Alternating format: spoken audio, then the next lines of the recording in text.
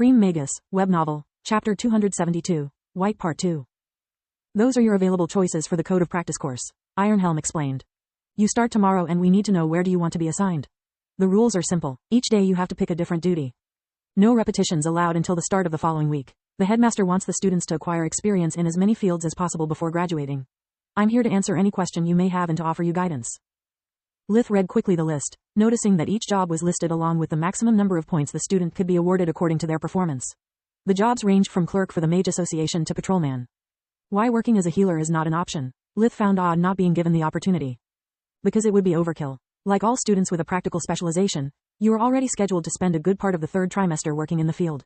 Code of Practice gives you the possibility to try out things that you normally wouldn't do. Ironhelm explained. Lith nodded, simply selecting for the rest of the week the jobs granting the highest number of points in descending order. Ironhelm furrowed his brows. Most of Lith's choices were identical to those of his colleagues. Being the last year, everyone was eager to score the maximum number of points, no matter what. Yet very few had selected the first job on the list. Are you sure about this? Ironhelm asked. Yes, I am. Is there any problem? Kid, I understand you were in the top 3 and want to keep it that way, but maybe you should rethink your choice. This is the real deal. I know that Linho's kept you safe until now, be it in the forest or during the house calls. However, the headmaster is only a man. He cannot guarantee your safety at all times. What good would points do you if you die? If it's so dangerous, why is it available? Lith didn't budge, merely raising an eyebrow in annoyance. Because we didn't make this list, the Crown did. Academies are simply tasked with providing assistance. The final choice belongs to the student.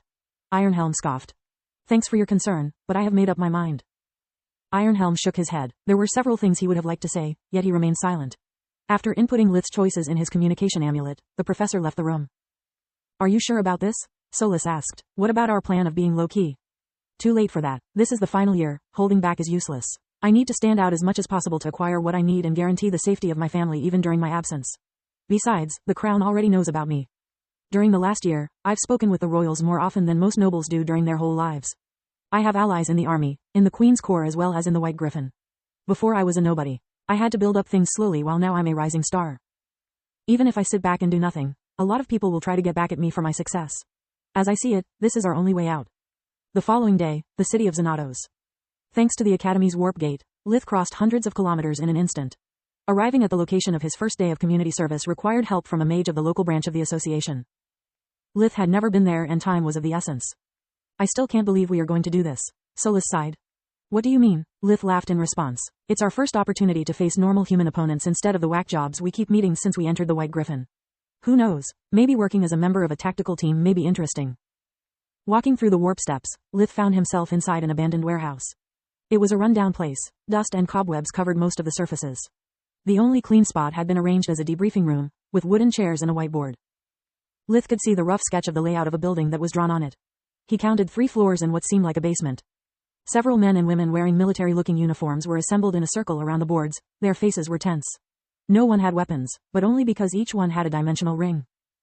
Their clothes were black in color, with the insignia of the local lord's household on their backs, shoulders, and heart. They also wore metal protectors on the forearms, shoulders, and chest. Solis completed the analysis for him. Everything they wear is enchanted, but the quality is poor. The clothes are inferior to your old uniform. Only the zones also covered by protectors offer a decent defense.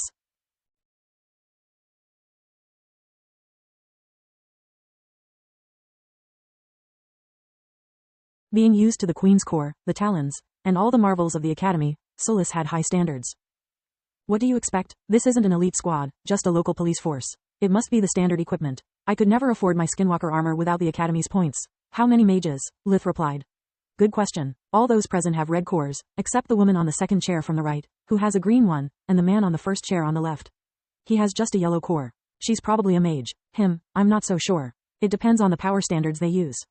Solis pointed at Lith, a woman with chestnut hair in her 40s and a black-haired man around the same age. Everyone in the squad had an expression difficult to decipher. More than nervous, they looked like they were there because they had lost a bet. The first saddle has arrived, Captain. A rough voice scoffed. Lith saw it belonged to the man with the yellow core, who spat on the ground with a disgusted expression. The woman with the green core glared at him for a second but said nothing. Saddle? Solis was baffled.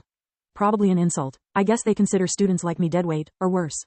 Lith didn't like being offended, but he could understand the man's feelings. Whatever they were about to do was a dangerous job and the police officers would be forced to keep an eye on the students too. It would make their work harder and get back in one piece even harder. Nice to meet you, son. The captain offered Lith her hand, which he promptly shook. I'm Captain Yerna of the Xanatos police force. I'm... No names, son. We must judge only the performance, not the household, she said with a stern look.